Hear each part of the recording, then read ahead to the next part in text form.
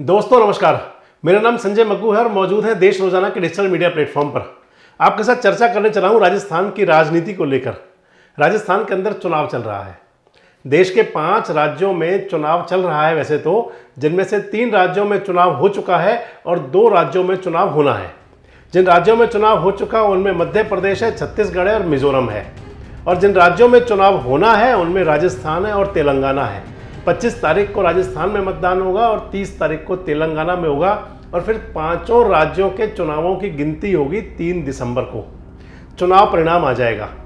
लेकिन चुनाव परिणाम को प्रभावित करने के लिए क्या क्या होता है इसको आप सोच भी नहीं सकते। चुनाव परिणाम को प्रभावित करने के लिए किस प्रकार के प्रपंच रचे जाते हैं, किस प्रकार का घटनाक्रम किया जाता है, क्या क्या मैनिपुलेटिंग की जाती है, आप इस बात में अगर तह में जाएंगे तो आप इस बात को केवल इतने से समझ लें कि आखिर इतने बड़े लोकतंत्र की ये कौन सी परिभाषा है कि जिसके अंदर सट्टा बाजार तय करते हैं कि सरकार किसकी बनेगी। और इन सट्टा बाजारों की बातों को तमाम बड़े बड़े राजनीतिक दलों के लोग कोट किया करते हैं। सट्टा को, जुआ को किसी भी भाषा में ठीक नहीं माना गया।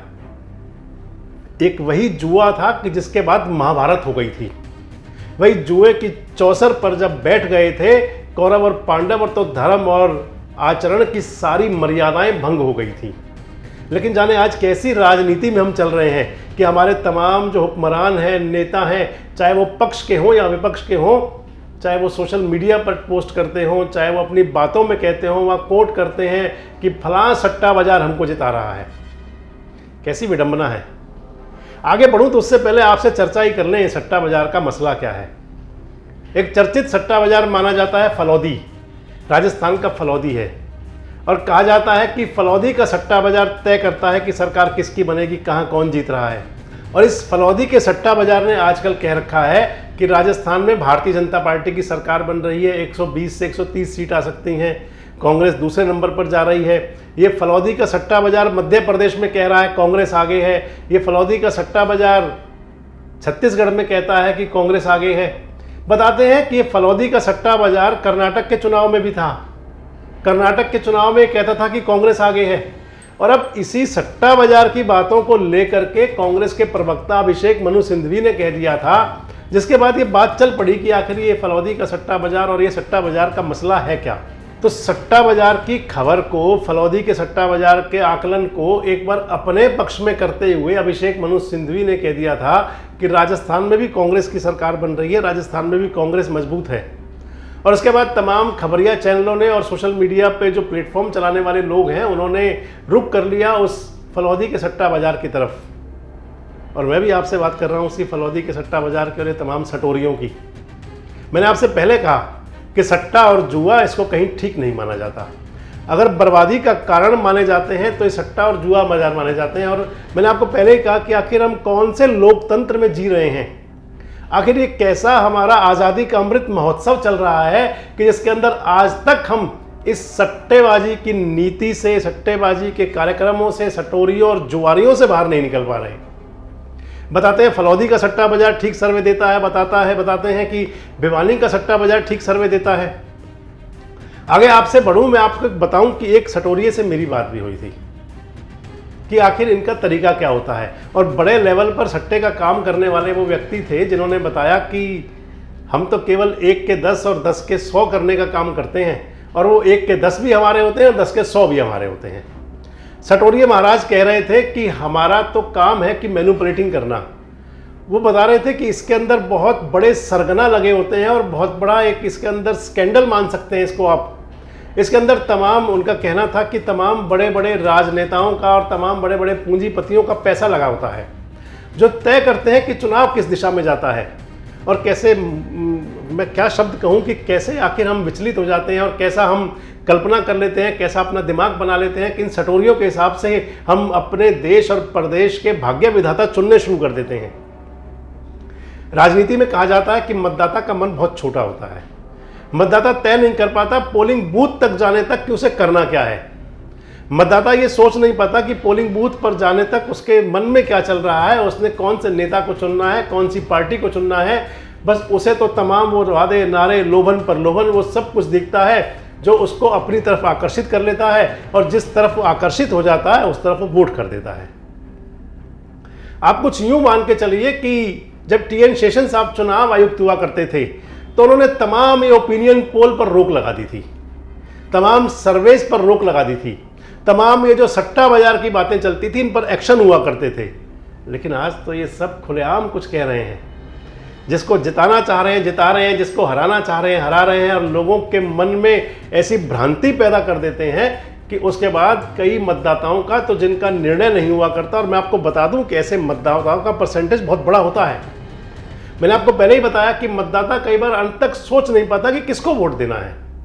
कभी वो चमक दमक में बह जाता है, तो कभी नारे और वादों में बह जाता है, और कभी बची कुची कसर पूरी कर देते हैं सटोरिये, जो ये कह देते हैं कि अमुक बन रहा है और अमुक हार रहा है। और मतदाता सोच लेता है कि जब ये बन ही रहा है, जब मध्य प्रदेश में कांग्रेस आ ही रही है, जब राजस्थान में बीजेपी आ ही रही है, तो फिर हम क्यों पीछे हटे, हम भी इनको ही बना दें। और फिर वो निर्णय हो जाते हैं जो कई बार देश और प्रदेश की जनता के हित में नहीं होते। हम किसी भी राजनीतिक दल पर उंगली नहीं उठा रहे, लेकिन बात जरूर है, और ये आपको सोचनी होगी कि आखिर हम कौन से लोकतंत्र में जी रहे हैं। वही सवाल मेरा फिर से है कि जिसके अंदर ये सटोरिये तय करते हैं कि हमारी सरकार कौन बनेगी। ये सटोरिये तय करते हैं, बताते हैं कि हमारा फलाना सट्टा बाजार है, कहीं फलौदी का सट्टा बाजार होता है, कहीं भिवानी का सट्टा बाजार होता है, कहीं महाराष्ट्र के सट्टा बाजार होते हैं। अगर ये सट्टा बाजार वही सट्टा तक ही सीमित रहे तो कुछ बात बने, लेकिन इन्होंने तो चुनाव को घेरना शुरू कर दिया। सट्टा बाजार माना जाता है कि मटके का सट्टा होता है, पर्ची डाली जाती है, 1 के 100 करते हैं, क्रिकेट के मैच पर सट्टा लगाते हैं, तमाम जुआ तक खिलाने के अलग अलग तरीके हैं। और कैसी विडंबना है कि कई प्रकार के जुओं में तो हमारे राजनेता तक इन्वॉल्व होते हैं। और ऐसी मैं नहीं कह रहा हूँ, आपको बहुत सारे सबूत मिल जाएंगे। आपको देखने के अगर देखेंगे तो आपको कई जगह तो ऐसे जगह भी मिल जाएंगी जहाँ इस जुए सट्टे के कारोबार को लीगल कारोबार दिखा करके उसके अंदर हमारे हुक्मरान इन्वॉल्व होते हैं। लेकिन बहुत बड़ी बात यह है कि चलो वहाँ अलग हुआ, मतदाताओं के मन को भ्रमित करने के लिए जब ये खेल चलता है सट्टे का, और जब इस तरह का ओपिनियन पोल दिखाए जाते हैं जिसके अंदर कि चंद लोगों से बातचीत करके ये तय करना दिखा दिया जाता है कि फलां सरकार बन रही है। और मान लीजिए कि लोकतंत्र का ये सबसे बड़ा मजाक है। जागना होगा चुनाव आयोग को, देखना होगा कि आखिर वो कौन लोग हैं जो इस प्रकार का लोगों का मानसिक संतुलन तय करते हैं कि जिससे ये सटोरिये टाइप के लोग अपने एक नए नए सर्वे दे दिया करते हैं, रेट दे दिया करते हैं। और आप अगर देखें तो रेट चल रहे होते हैं इनके, कांग्रेस का फलां का ये रेट चल रहा है, बीजेपी का फलां का ये रेट चल रहा है, फलां पार्टी का ये रेट चल रहा है। उसके बाद सीटों के रेट दिए जाते हैं, फिर वोटों के रेट दिए जाते हैं, फिर प्रत्याशियों के रेट दिए जाते हैं, और ऐसा करते करते मतदाताओं का रेट लगा देते हैं। वोटर्स का रेट फिक्स कर देते हैं कि यहाँ फलाने वोटर्स का ये रेट चल रहा है। और ये तो सोचना तो वोटर को ही होगा, अंत में सोचना तो मतदाता को ही होगा, क्योंकि जो 5 साल में जो आपको उत्सव मिलता है ना, ये लोकतंत्र की सुंदरता है। ये आपको ताकत देता है कि आप उसको चुन लें कि जो आपका हित कर सकता हो, जो आपका भला कर सकता हो। तो देश रोजाना के माध्यम से इन तमाम सटोरियों पर हम तो अपील करेंगे चुनाव आयोग से कि इन पर रोक लगनी चाहिए। इस प्रकार की चीज़ें ना सोशल मीडिया पर, ना मीडिया पर, ना मेन स्ट्रीम पर कहीं नहीं आने चाहिए, जिससे कि मतदाता का मन प्रभावित हो। और मतदाता को सोचना चाहिए कि उसको इन तमाम बातों की तरफ जाने की बजाय अपने क्षेत्र, अपने प्रदेश, अपने देश के तमाम मुद्दे देख करके कौन सा राजनीतिक दल, कौन सा राजनीतिक नेता उनके पक्ष में हो सकता है, कौन उनके हित में हो सकता है, कौन जनहित में हो सकता है, कौन देश हित में हो सकता है, उसका चयन करें। अब राजस्थान के अंदर वो लोकतंत्र का पर्व आने वाला है 25 नवंबर को, और तेलंगाना में 30 नवंबर को होगा। आप भरपूर मतदान करें, लेकिन किसी प्रकार के भी दिखावे और छलावे में आए बिना अपने प्रदेश और देश का भविष्य तय करें। आपको क्या लगता है कि क्या जो ये सट्टा बाजार और तमाम जो ओपिनियन पोल, इनको बाद में भी छोड़ दें, ओपिनियन पोल तक भी चलो हमने छोड़ दिया, पर जो सटोरिये आकर के बताने लग गए कि इनको ये होगा, इनको वो होगा, क्या ये ठीक है? अगर आपको ठीक लगता है या आपको गलत लगता है तो कमेंट्स बॉक्स में आकर अपनी प्रतिक्रिया जरूर दें।